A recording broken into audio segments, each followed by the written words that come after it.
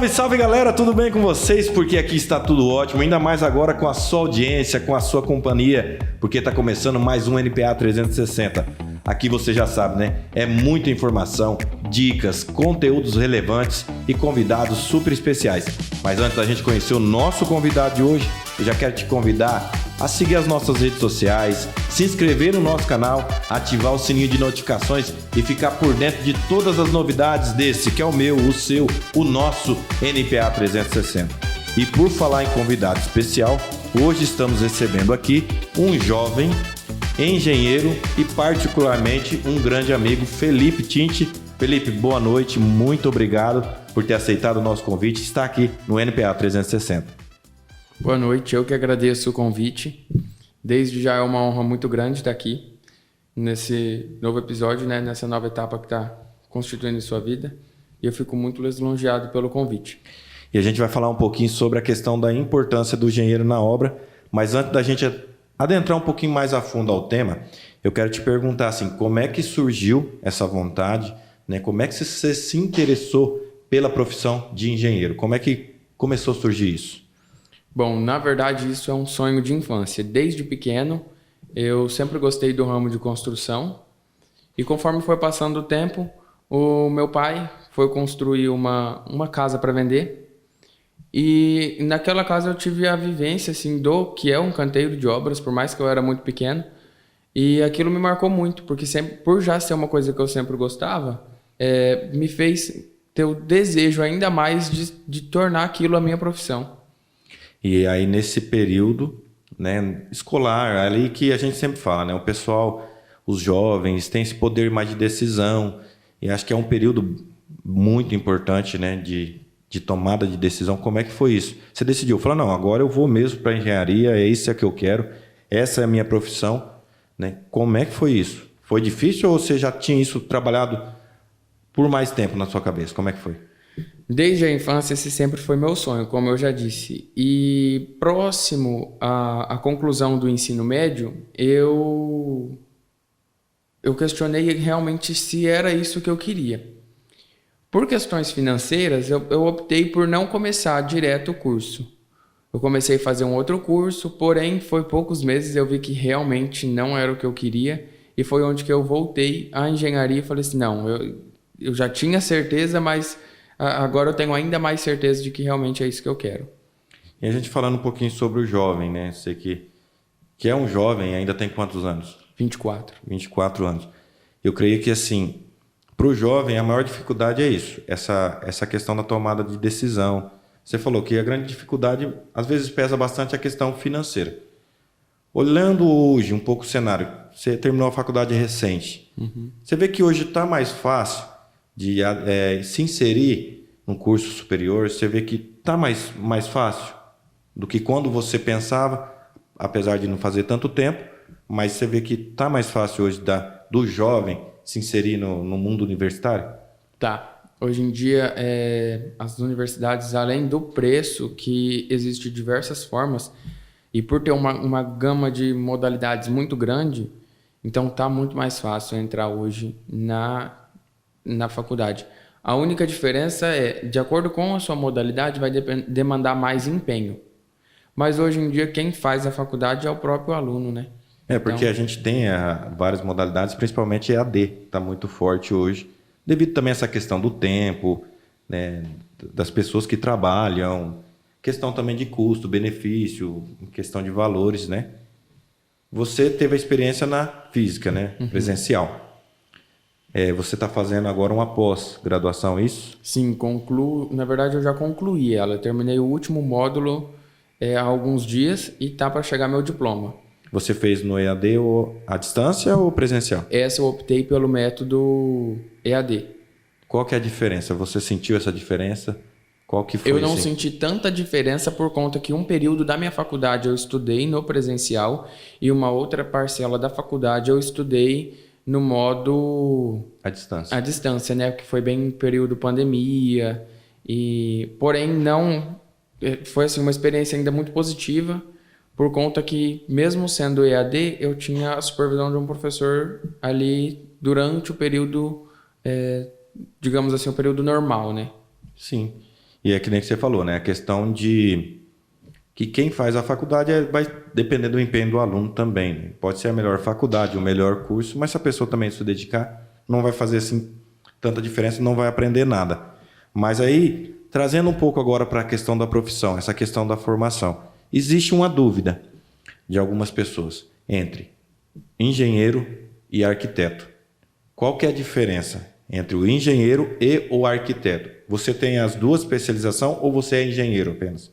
Eu sou engenheiro. No momento, eu ainda sou um engenheiro, especialista em gerenciamento de obras. Obras e projeto, né? A diferença é assim, nós, engenheiros, nós somos...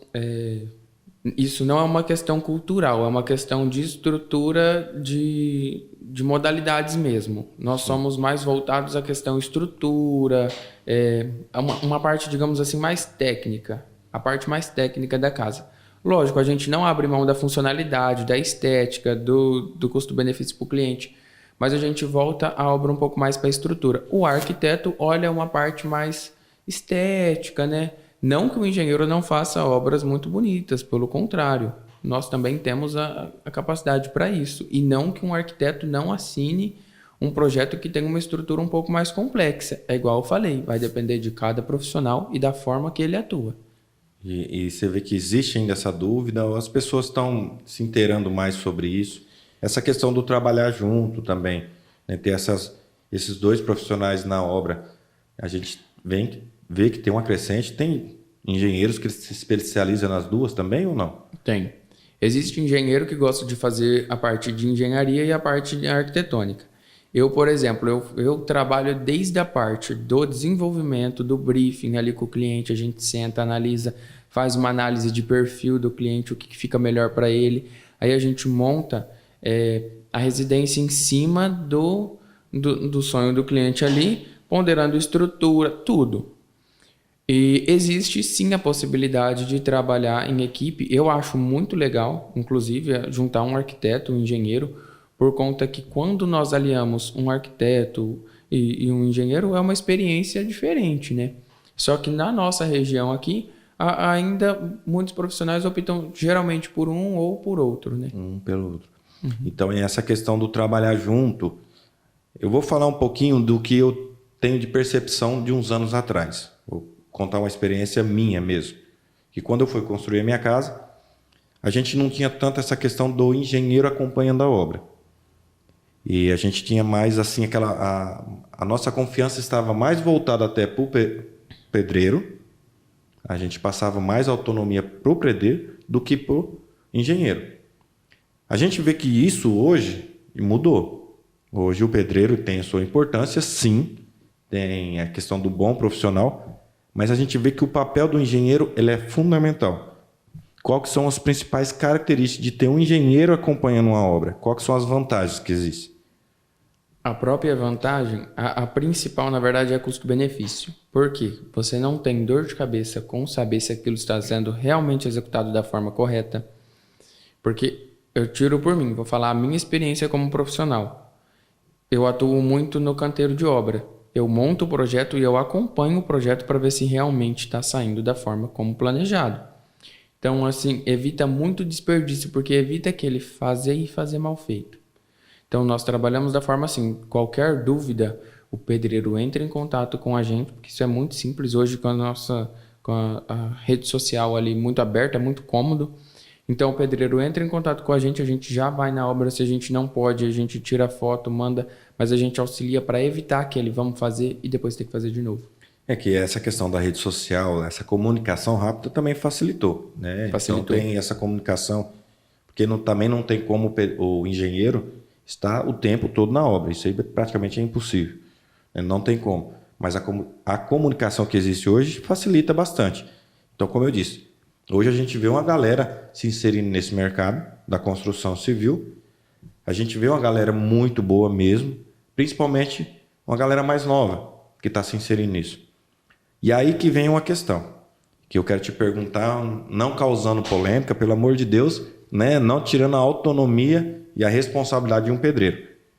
Mas vocês, a galera mais jovem, tem dificuldade com alguns pedreiros, porque tem uma caminhada longa. Como é que ele lidar com isso? Por exemplo, tem um pedreiro lá que ele tem quase 30 anos de profissão.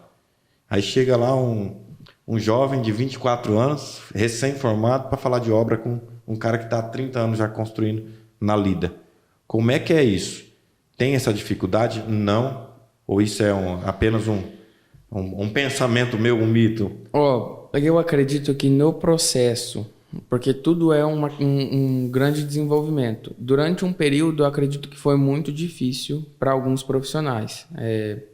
Essa nova inserção do profissional na obra, ali acompanhando. Eu, por exemplo, em algumas obras eu vou semanalmente, depende do estágio que está a obra. De acordo com o desenvolver, a gente vai aumentando um pouco o prazo. Mas eu não tive assim, não posso dizer que não terei, mas eu ainda não tive nenhuma experiência negativa com relação a pedreiro. Todos foram muito abertos à questão assim, vamos fazer dessa forma. Eles fazem, não dão problema. Não posso dizer dos que eu não trabalhei, mas todos os que eu tive a oportunidade de estar trabalhando junto, assim, todos muito abertos. Porque também, querendo ou não, você tira um pouco da responsabilidade, né, para o pedreiro, porque ele vai executar aquilo que cabe a ele também, né? Não que ele não queira ter uma responsabilidade, mas é importante ter essa troca de informação. Creio que também, para quem está iniciando, para quem está se inserindo, e aqui eu vou dizer uma frase que eu escutei que foi muito bacana, que um dia eu escutei de um cara que ele tinha 65 anos de carreira na música. Ele disse assim para nós, assim, o dia que você achar que sabe tudo, você não sabe mais nada.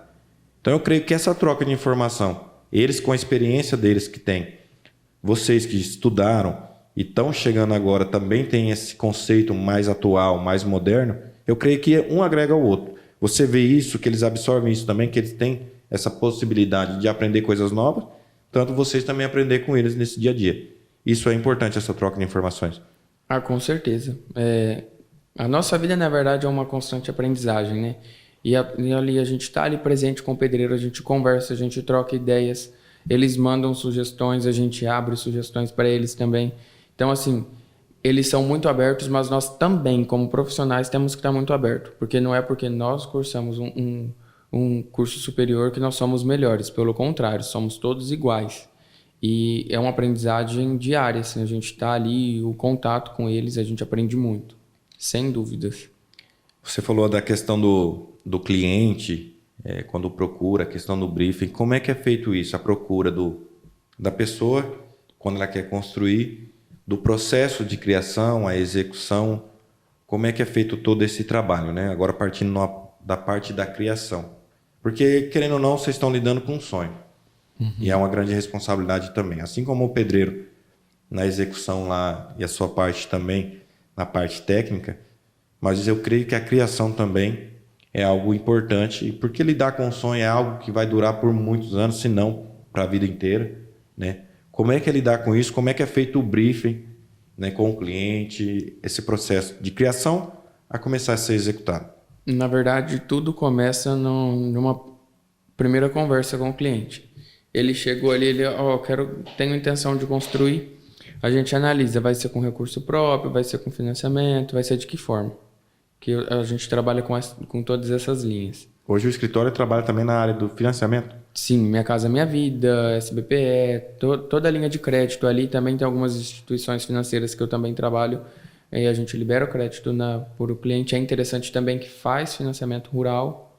Isso é importante, gente. É procurar o estúdio FT, você que vai construir. Até eu brinco sempre, né? Já vou dizer aqui, para dar tirar aquele peso, né? Aquele assunto sério. Mas se você estiver procurando um escritório para alugar um espaço em valor. Mas brincadeiras à parte, é porque o Felipe sempre está na obra. Eu sempre brinco com ele. A gente tem um escritório que a gente trabalha ao lado aqui. Então a gente sempre brinca com isso, né? Você encontra o Felipe mais na obra do que no próprio escritório, né? Então eu vejo que é uma correria muito grande, é uma responsabilidade muito grande, que nem você falou. Essa questão de acompanhamento, de estar lá, né?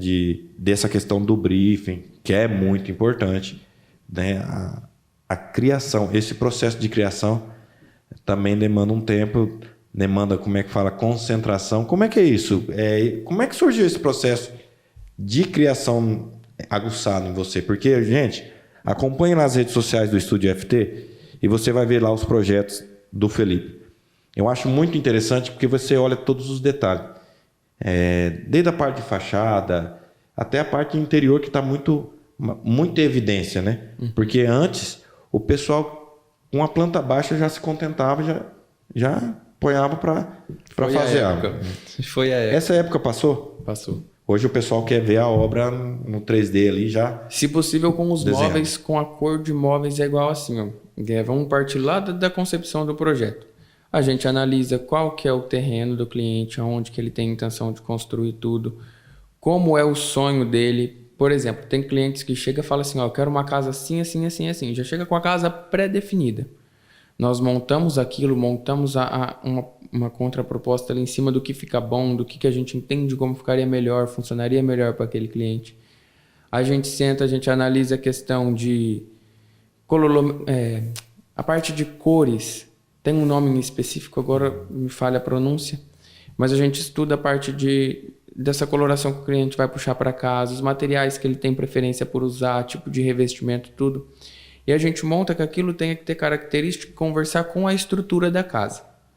Questão da paleta de cores, tudo, o que fica melhor de estrutura para aquele lugar, aí a gente senta e a gente monta. Montou a proposta, a gente leva para o cliente, a gente apresenta.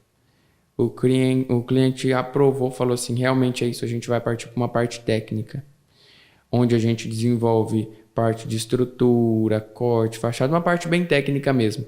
E quando o cliente se dê por satisfeito com essa parte, né, que ele fala assim, não tenho intenção de fazer os móveis agora, nada, a gente senta a ver a questão de parte elétrica, porque a gente também em alguns pontos monta um projeto luminotécnico, porque facilita a gente pensar, vai ter um ponto de elétrica aqui futuramente, então já vamos deixar passado para evitar dor de cabeça lá na frente.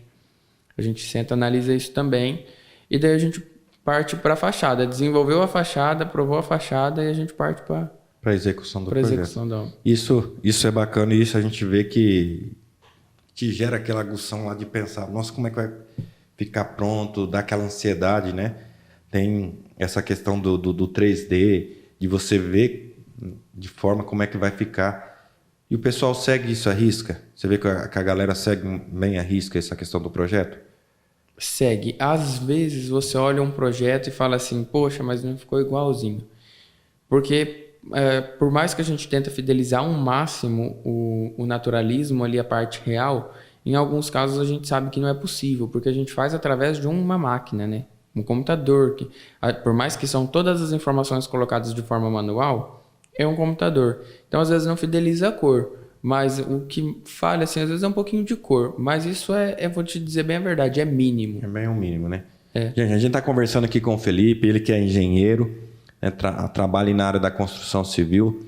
Tem aí o escritório, o Estúdio FT. Vocês já sigam lá as redes sociais dele. Tem lá o contato, tem tudo lá, todas as informações. E antes, agora a gente vai para um intervalinho rapidinho. A gente vai dar aquela moral para os nossos parceiros. Lembrando aí, você que ainda não segue as nossas redes sociais, não é inscrito no nosso canal, se inscreva, receba as notificações aí, as informações, conteúdos, dê dicas também, convidados que vocês gostariam de ter aqui no nosso programa e vamos juntos construir esse que é um novo projeto aqui da NPA Digital, o NPA 360. Então a gente conta com a sua parceria, com o teu apoio, aí compartilhe com os amigos e a gente vai para o intervalo e já a gente volta. Valeu? Hoje em dia, tudo que vamos fazer na nossa vida tem que ser bem planejado, não é verdade? E na nossa casa não pode ser diferente. E quando você adquire um móvel ou uma pedra no Ilha Grande, você pode ter a certeza que o nosso compromisso é trazer, além da qualidade, um sentimento de satisfação e realização para cada ambiente. E além dos móveis, também trabalhamos com mármores e granitos. Ilha Grande Móveis e Granitos. Aqui, o teu sonho é na medida certa. Ei, você que está finalizando a sua obra, ou quer dar aquela renovada na pintura da sua casa, comércio, escritório, enfim, e está em dúvida aonde comprar, fiquem tranquilos, porque agora a Padroeira Casa e Construção também é tintas e tem a solução para você. Temos agora em nossa loja um setor específico de tintas, das melhores que existem no mercado. Venha para a Padroeira Casa, Construção e Tintas, porque aqui você já sabe, né? Precisou, tá na mão.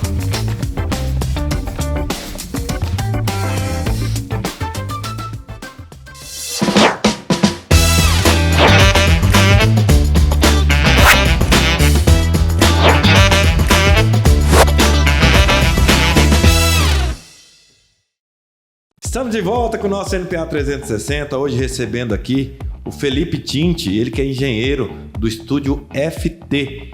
Siga as redes sociais que está aqui na descrição, tá bom? Um excelente profissional, pode ter certeza aí que você vai estar contando com um baita de um profissional que vai cuidar de todos os detalhes aí da sua obra. E a gente estava falando no bloco anterior, Felipe, sobre a questão do projeto 3D, né? Algo que está muito em evidência sobre isso. Hoje, qual que é a tendência maior? A gente está vendo a questão do amadeirado voltando muito forte. Então, qual que são as principais tendências do mercado imobiliário hoje? O amadeirado, ele vem muito forte porque é uma tonalidade, a madeira por si só já remete muito ao aconchego. Devido à sua cor, paleta de cores, ela é uma tonalidade que aquece o ambiente. Então, essa tonalidade está vindo muito em alta. Um estilo, muita gente fala assim, eu não gosto do estilo industrial. Mas a gente trabalha de uma forma onde a gente alinha, por exemplo, o estilo industrial, vamos colocar assim, um estilo industrial gourmetizado. A gente trabalha ali tons mais sutis, por exemplo, o cimento queimado, casa perfeitamente com a madeira. O preto vem muito em alta ainda. E o preto é uma cor assim, que ele vem, mas ele está vindo para ficar. Tanto que está tendo, se você for observar hoje na compra de acabamentos finais da obra, por exemplo, os metais, ele vem muito em alta. O preto tá bem alto mesmo, a questão do amadeirado. E outro também que eu vejo é a questão da área gourmet. Essa questão de colocar, por exemplo, que a gente chama de edícula, né? E cozinha tudo uma coisa só. Até a questão da sala, tem um pessoal também fazendo essa questão da sala, já tudo embutido, tudo junto. Como é que é isso? Essa é outra tendência que veio para ficar, ou é temporário. Como é que é essa questão das tendências, né, no mercado imobiliário? Porque não é uma coisa que também você fez hoje, já enjoei, amanhã eu já vou lá e mudo, né? Então são tendências que de fato vêm e ficam, né? Por exemplo, bem citado, igual você falou, o espaço gourmet. Ele provavelmente é uma das tendências que vem para ficar. Porque tudo que a gente vai demandar de estrutura, possivelmente a vida útil vai ser muito grande. A parte é um projeto, vamos dizer assim, que tem um espaço gourmet, é um projeto atemporal. Atende aí seus 70%, 80% dos clientes. Nem todo mundo gosta, por conta que a gente está lidando ali com uma parte que ela é social, mas ao mesmo tempo ela é uma parte íntima da casa. Então assim, a gente tem que ponderar. Alguns casos é legal a gente incluir a sala no espaço gourmet. Alguns a gente tem que deixar a sala de fora. Então assim, varia muito do perfil do cliente, mas é uma coisa assim que veio, muito característico do espaço gourmet, aquelas ilhas ou península, né? Isso é uma característica assim, e lá assim, em cima. E o teu olhar para isso, como é que é? Quando você chega a uma conclusão que isso é melhor, não é? Como é que você faz essa avaliação? Quando você vai executar um projeto, vai fazer o processo de criação, né? Que antes da execução vem a criação. Mas antes disso, o que você leva em consideração que é importante a ter ou não esse detalhe? O que você releva em algumas situações? Isso a gente define lá no briefing, né? Isso já vem lá do começo. Por exemplo, vamos perguntar para o cliente. Não é com essas palavras, né? A gente aborda de um assunto, a gente vai buscando. Muitas perguntas a gente não faz, mas a gente entende através da forma de expressão do cliente ali. Mas rotina de visitas, aderência, a frequência que vem pessoas em casa é um ponto forte. Um dos hobbies das famílias, porque depois da pandemia veio muito forte a tendência de ficar em casa. Muita gente prefere receber o pessoal em casa. Então, assim, tem gente que gosta, beleza, vamos fazer. Tem gente que não gosta, a gente deixa de canto. Então, tudo varia muito do pessoal do cliente, através ali da pré-definição já. Então, vai muito do gosto do cliente. Então, ouvir o cliente, é aquela máxima, né? Do cliente sempre tem razão. Nem sempre também, né? Porque senão às vezes a gente chega lá, a gente vai procurar um profissional, esse que é a grande questão hoje em dia, que eu vejo. A gente tem especialista em tudo hoje, né? Advogado, médico, engenheiro, tem tudo, né? A questão da internet ela é importante, sim, mas ela também cria essas situações. As pessoas acabam entendendo de tudo, sabendo tudo, e quando vai executar, chega lá, dá algum problema lá na frente, vai caçar um culpado. E eu vejo nessa questão da construção civil também, né? Eu creio, sim, que é importante você ter a sua autonomia. Claro que cada um tem o seu sonho, idealizou aquilo dentro da tua cabeça, mas é interessante também. Eu vou falar por mim, por quê? O Felipe recente também fez um projeto para a gente na questão da gente fazer uma reforma em casa. Então deixei totalmente na mão do profissional. E é legal que a gente se surpreende com isso também. Porque às vezes você tem uma ideia, é legal, mas quando a gente coloca na mão do profissional, ele, de fato, ele lapida aquela ideia, lapida aquele sonho e traz ele de uma forma assim que você fala, nossa, é bem melhor do que eu imaginava, né? Como é que lidar com isso? Você já chegou a lidar com essa situação que o cliente queria, não, eu quero desse jeito e não tem acordo? Já.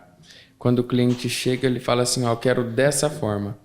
Tem clientes que batem o pé e, assim, a gente tenta fazer alguns ajustes para chegar na melhor forma. Mas isso é mínimo. Mínimo dos clientes fazem isso. Muitos, eles só chegam, passam tipo assim, quero tantos quartos, tantas sala, banheiro, quero dessa forma. Aí a gente, mas posso montar uma proposta? Geralmente a gente monta e o cliente geralmente adere à sua posição, por questão de otimização mesmo. E custo-benefício do investimento, que não é baixo, né? Hoje uma residência a gente vai olhando assim, é um investimento bem puxado. E tem mudado, né? Também a questão que nem você falou, as novas tendências, né? As pessoas também. Aí a questão que é muito importante, o engenheiro. Aí que é um ponto que eu queria falar com você.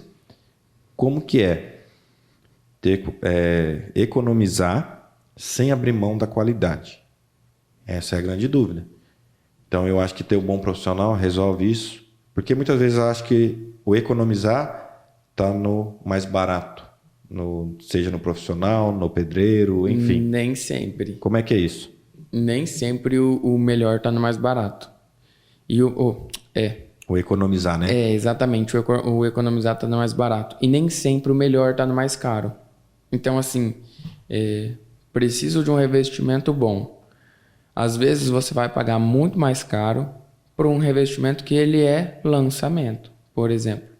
Não que você está errado em querer um lançamento. Se você dispõe do poder aquisitivo para isso, ok. Agora, do contrário, existe linhas muito parecidas, porém são peças de um ano anterior, que no projeto vai casar muito bem. Então é isso que a gente tem que pensar. Tudo vai partir no projeto, entende? Estrutura é um ponto que a gente economiza sem abrir mão da qualidade. Não precisamos desperdiçar aço em uma obra, que é a parte de ferragem ali. Vamos colocar o essencial. E isso é uma grande dúvida, né? Essa questão da estrutura, que existe muita questão do ferro amarrado, ou da treliça, a questão da verga contra a verga, uns falam que sim, outros não, tenta economizar nisso, mas como é que eu posso usar a palavra correta? Lá na frente, o que vai resultar? O não colocar isso ou de colocar de forma errada? Quais são os riscos que tem? Esse é o famoso barato sai caro. Não vou fazer porque eu não tenho dinheiro para fazer. Espera aí, vamos atrasar essa obra aí, o cronograma de obra, alguns 2, 3 meses aí, que é um tempo assim que daria, dependendo da renda salarial da pessoa, economizar esse valor e colocar isso, que lá na frente evita muita dor de cabeça, evita trinca, evita um monte de coisa. E é um investimento que vai valer a pena. Se você não fizer, é uma coisa que depois não tem conserto. Ou se tiver, dependendo do dano, você vai acabar gastando mais. Vai ser um valor bem puxado. E aí, então é isso que é importante, ter o profissional, porque ele já está lidando com aquilo, né? O bom profissional, ele tá todo dia está numa obra, todo dia está exercendo aquilo, ele está vendo de perto, ele tem contato com fornecedores, as novas tendências, né? Então, é isso que eu vejo que é importante. Por isso que eu queria pontuar com você essa questão do economizar sem abrir mão da qualidade. Isso eu vejo que é fundamental numa obra, né? Então, a pressa é inimiga da perfeição. Exatamente. Essa questão da pesquisa, ela é importante? É importante. Mas assim, ainda assim é mais importante a gente ter bons parceiros. Por exemplo, quando uma pessoa chega e fala assim, não quero ter dor de cabeça com a obra, aí entra o meu papel como gestor de obras, né? Especialista na gestão das obras. A gente entra em contato com os nossos parceiros e eles conseguem um preço muito bom em cima de um material muito bom. Então, assim, você não tem a dor de cabeça na obra, mas você sabe que vai ter um material de qualidade ali. Como é que é? Você falou nessa questão da gestão de obra. Como é que é esse trabalho? Além dessa questão dos bons parceiros, como é que é executado esse trabalho? Do começo ao fim, como é que é isso? Essa gestão de obra. O que é uma gestão da obra? É muito famoso o pessoal falar assim, nossa, comecei minha casa esperando gastar 150 mil, já estou gastando 200 e estou longe de acabar. Devido a isso, entra o papel do gestor de obras. Como que funciona? O cliente contratou, é um serviço à parte, o cliente contratou a parte de projeto, contratou, execução ali é tudo uma coisa só. Aí ele fala assim, agora eu quero a parte de gestão de obras. Eu vou correr atrás de todo o material, o cliente não vai ter dor de cabeça, a gente faz toda a parte de contratação de pedreiro, pintor, faz toda a parte de compra de material. O que a gente deixa para o cliente é só fazer o acerto, né? Pagar realmente ali a conta e até a negociação a gente faz para o cliente. E a parte de escolha mesmo. Mas lá, quando a gente decide fazer a gestão da obra, a gente monta uma planilha super calculada do que vai gastar para não ter perigo de sobrar na obra e nem faltar. Então a gente calcula certinho, vê, vai sobrar, não vai sobrar. A gente calcula isso, então a gente sempre se mantém dentro do orçamento. O cliente precisou comprar, a gente chega lá e fala assim, preciso comprar um piso. O cliente precisou comprar um piso. Dentro da sua faixa de preço estabelecida, cabe esse. Eu acredito que esse fique legal, esse fique legal. Então o cliente só vai em alguns pontos-chave. Em alguns casos a gente leva até o mostruário se precisa para o cliente escolher. Por isso que é importante, assim, desde da concepção do projeto, desse briefing que é feito, o principal característica que eu acho que tem que ter é transparência. Tendo transparência do profissional para com o cliente, eu creio que aí é um ponto importantíssimo. Porque é o cliente falar assim, Felipe, eu tenho tanto para gastar. Às vezes eu vejo, na minha área principalmente também tem muito disso, às vezes a pessoa quer algo, mas ela não fala assim, mas eu queria dessa forma, mas quando chega na questão do recurso em si, é inviável pelo recurso que tem, né? Então, eu creio que esse papel do gestor é isso. É analisar também essa questão da transparência. Ser transparente o possível com o cliente, não vender ilusão, na verdade, né? Vender algo profissional. Esse trabalho é importante. Você faz dessa forma, você é o mais transparente possível. Sim. Por isso que a gente não tenta nem camuflar nada, a gente passa tudo para o cliente. Porque no final, o cliente vai ver. E o nosso intuito é fazer o melhor para o cliente, não é chegar para o cliente achar que realmente foi feito o melhor, não. O nosso intuito é fazer o melhor realmente para o cliente. Então ele vai chegar, vai olhar e falar assim, poxa, tá do jeito que eu sonhei, com o orçamento que eu sonhei, tudo. Hoje, agora voltando, a gente falou um pouquinho sobre a questão da linha também de financiamento, que é uma linha que também o escritório ele dá esse aporte, né? Ele dá esse suporte a essas pessoas, que é o programa Minha Casa Minha Vida. Como é que é o processo disso? Como é que você... qual que é o teu trabalho nessa área? Além do projeto, você faz a parte de documentação, escritório, como é que é isso? Aí a gente já parte para uma parte mais burocrática, onde os representantes da Caixa, eu desenvolvo toda a parte técnica, como um projeto de uma casa que está sendo construída com recurso próprio do cliente. A gente faz, o mesmo serviço. Não é porque, Minha Casa Minha Vida. Não, é o mesmo serviço. Existem algumas diferenças nas partes técnicas, mas serviço executado da mesma forma. A diferença é que tem alguns adendos que é passado para o gestor da Caixa mesmo, que não são liberados para nós profissionais da área. Aí a gente passa, mas é tudo conversado com o cliente, tudo passado antes para o cliente certinho, o que vai, o que não vai, como é feito, o orçamento que necessita, tudo certinho. E dessa questão da Minha Casa Minha Vida hoje, como é que tá? Teve alguma atualização? Questão de metragem também, o pessoal tem bastante dúvida sobre isso, a questão da metragem. Como é que é isso? Qual que é o correto a se fazer, né? Minha Casa Minha Vida, recentemente, agora mesmo, aumentou o teto. Para ser mais exato, você faz a simulação, ainda está meio em definição qual é o teto, porque está saindo mais subsídio, não está saindo, então é uma coisa assim bem variável. Ainda está em processo de análise porque é muito recente, mas ela se altera com muita frequência e cai naquele mito assim, Minha Casa Minha Vida tem que ser tantos metros. Não, Minha Casa Minha Vida não tem limite. O que demanda é o orçamento do cliente, o teto que a Caixa libera e a gente construi dentro daquilo lá. Então assim, Minha Casa Minha Vida não tem limite, só tem que ver se realmente encaixa dentro do orçamento da casa, da Caixa. Até porque cada obra é estimado gasto um valor. Não tem como eu falar para você, fica tanto por metro, não. Cada é muito relativo de obra, projeto, terreno, profissional que executa, então varia muito. Isso é muito importante, principalmente que quem vai querer construir, às vezes já imagina uma coisa, né? Uma casa grande, quer um espaço muito grande, aí ele fala, não dá, mas não procura se informar. Então, por isso que é importante você se informar com bons profissionais, né? Tá à procura das pessoas que estão já envolvidas nesse setor, né? da construção civil. E a questão hoje do estúdio, o estúdio FT, o escritório, na verdade, né? Qual que é a linha de trabalho hoje nessa questão de padrão de casa? Ela tem um padrão maior, menor ou não? O padrão é o cliente, e é a demanda dele, é a necessidade dele, né? Qual que é? Tem alguma faixa sobre isso? Não?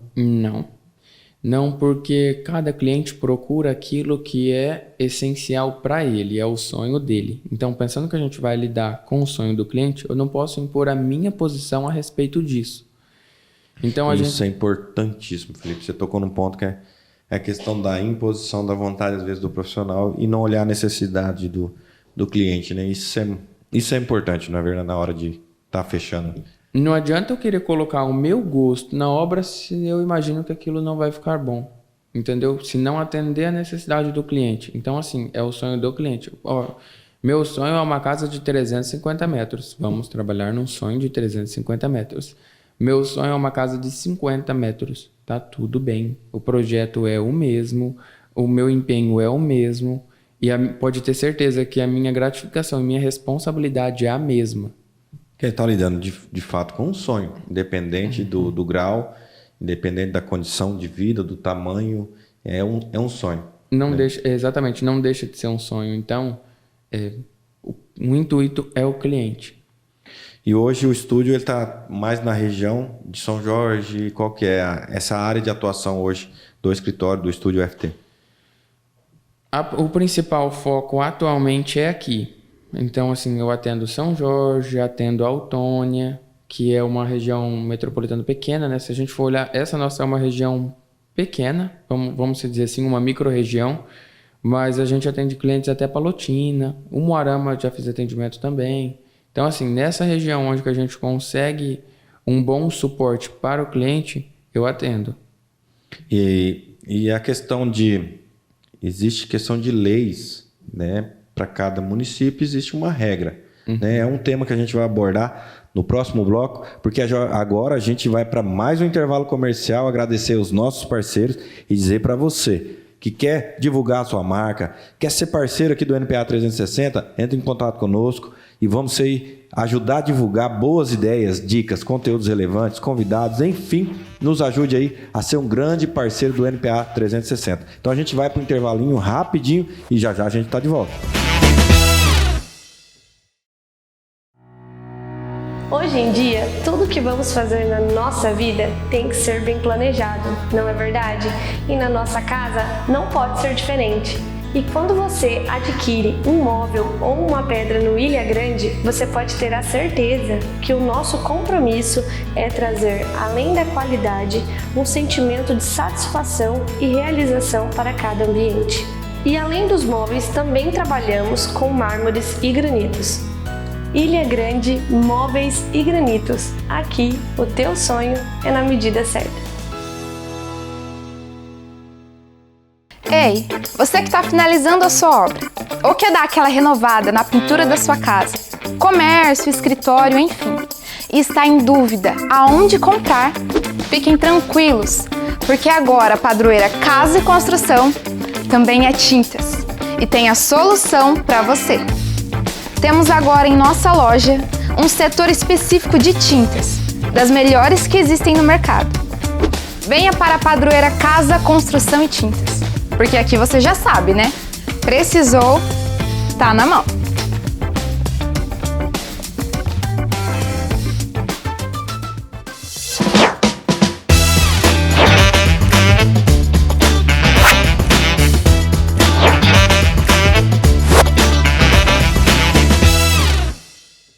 Estamos de volta com o nosso NPA 360 e hoje recebendo um convidado super especial, um grande amigo, um jovem aí sonhador que tem muitos planos, muitos projetos bacanas aí pela frente, o Felipe Tinte, ele que é engenheiro, né, trabalha na área da construção civil, e a gente estava falando no bloco anterior sobre a questão das leis municipais.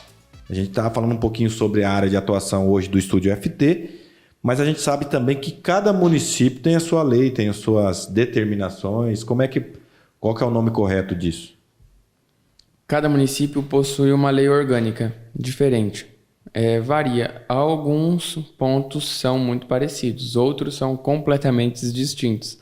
É por isso que a gente está em constante estudo, né? Mudou, vamos se atualizar, né? A gente está sempre em constante atualização também. Por exemplo, uma obra aqui em São Jorge você vai fazer de uma forma, lá em Autônia não significa que você vai exercer ter as mesmas, como é que posso dizer, as condições, Exatamente. Autorizações, não é a mesma. Não. Processo de aprovação, tudo é muito variável, varia de município, para ser mais exato. Porque, por exemplo, o recuo é uma forma em cada cidade, taxa de ocupação, essas coisas, tudo varia bastante. Essa questão do recuo, qual que é a funcionalidade dela? Ou por que existe isso numa obra? Cada município, que nem você falou, tem a sua lei, né, sua determinação, enfim. Mas essa questão do recuo, existe um padrão? Não. O recuo vem para padronizar. Então varia de acordo com o bairro, condomínio ou da forma que assim demandar na sua região, né? Mas não é um padrão em todas as cidades. Porque algumas cidades exigem só o frontal, algumas existe o recuo fundiário ou intervém na obra ali entre um espaço e outro. Então, assim, muito relativo, varia de obra para obra.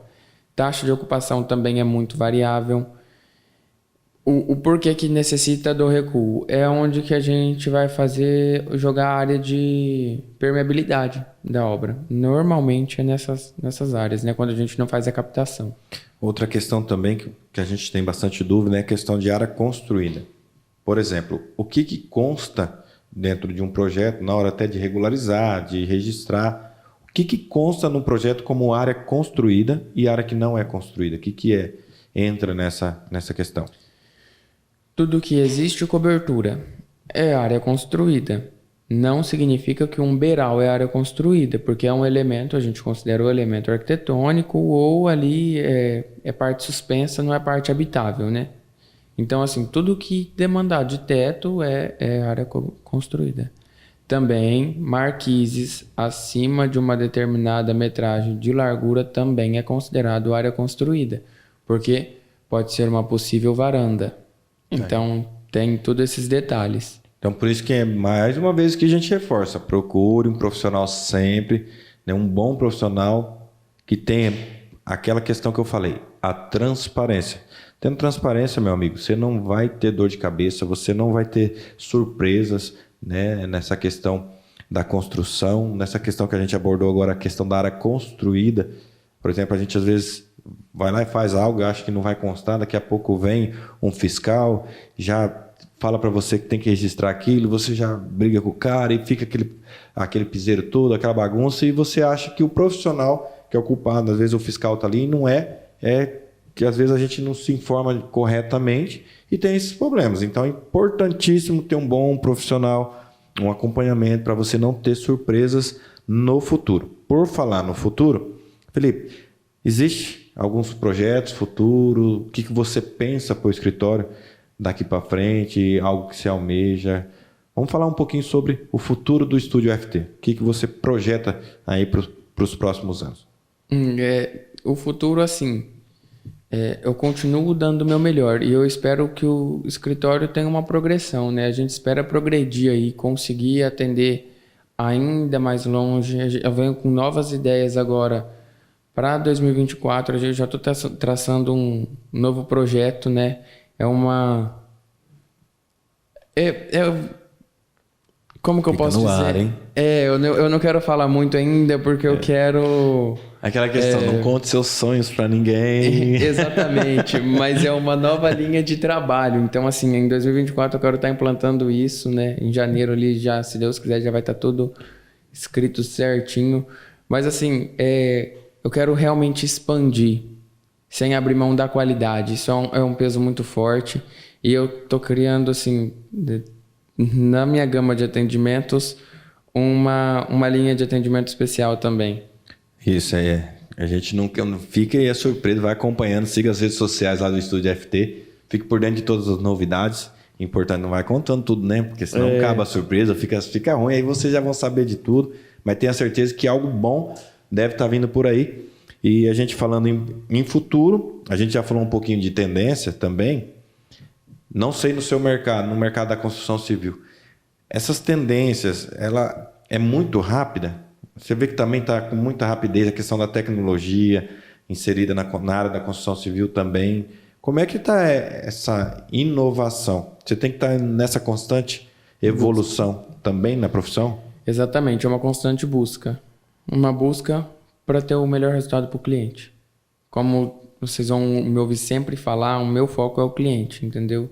Atender a melhor experiência possível para o cliente. E a gente busca sempre o que está vindo, o que está por vir, a perspectiva, lógico, que tem tendências temporais, que é aquilo que vem e logo passa. Existem as tendências atemporais, que ela vem aí, ela percorre por muito tempo. Existem tendências que são no estalar de dedos, e tem umas que vêm com prazo intermediário. Então, assim, a gente busca sempre estar analisando certinho. Uma coisa que veio muito forte, é muito interessante ressaltar. Na época da pandemia, devido a você ficar muito tempo em casa, veio aquela... eu quero uma casa mais clean, uma casa mais funcional, que não é funcional. Uma casa mais clean nem sempre é o melhor. Que é aquele famoso minimalismo. Hoje, por incrível que pareça, isso está sendo deixado de lado. Mas também não está entrando maximalismo no lugar. Está entrando um meio termo. O que é o minimalismo? É aquele... tem o mínimo de informação possível, o mínimo de cor possível. Você não expressa a personalidade, as características das pessoas no projeto. E o maximalismo é muitas informações. A gente brinca muito com a paleta de cores. Isso também, às vezes, torna um pouco a casa enjoativa. Então, hoje está entrando num consenso entre as duas você tendências, vê né? que essa questão, você falou da pandemia. Você vê que a pandemia trouxe isso, e devido às pessoas ficarem mais em casa, teve mais tempo em casa. Nessa questão que você falou do minimalismo, do fala aí. Maximalismo. Isso. Eu tô com a língua toda enrolada, você acha? Mas olha, e é importante porque as pessoas passaram a ficar mais em casa. Né? Ter mais aquele ambiente familiar, né? Aquele aconchego de verdade mesmo, assim. Então, a pandemia trouxe muito essa questão do conceito das pessoas ter esse contato maior com a casa, querer cuidar mais dos detalhes, ter algo assim que de fato ela vai chegar lá, vai se sentir à vontade. A pandemia trouxe isso? Trouxe. Porque quando a gente expressa uma casa muito minimalista... Ele vai falando essas palavras difíceis para esses afegão médio aqui, depois a gente não consegue falar, e os caras vão fazer o código, vai fazer meme, né? Mas Continua, Felipe. Ó, uma casa minimalista é Minimalista, vou aprender a falar. bem simples, ó. Mínimo malista. Simples. Minimalista.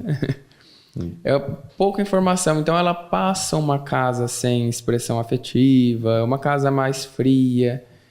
Não que esteja errado, de acordo com a personalidade do cliente, da concepção do projeto. Mas devido, igual a gente estava citando, vem a questão de ficar em casa, a pessoa gosta de chegar em casa, se sentir acolhido, né? Se sentir relaxado. E também muita informação prejudicaria o conforto. A casa com a sala aberta, deitar no sofá, ver as crianças correndo, não precisava ficar correndo cômodo a cômodo, né? Isso também.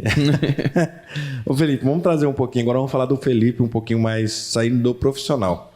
O Felipe mais do dia a dia. Como é que é o Felipe no dia a dia? É um cara que gosta mais caseiro, mais da Com saída. certeza, mais caseiro. Mais caseiro. Mais caseiro. Ixi, minha família em casa não tem preço, não. E Eu vamos tá falar em um pouquinho sobre casa. essas questões. Eu vou falar uma palavra, você define ela. Família. Como é que você define família?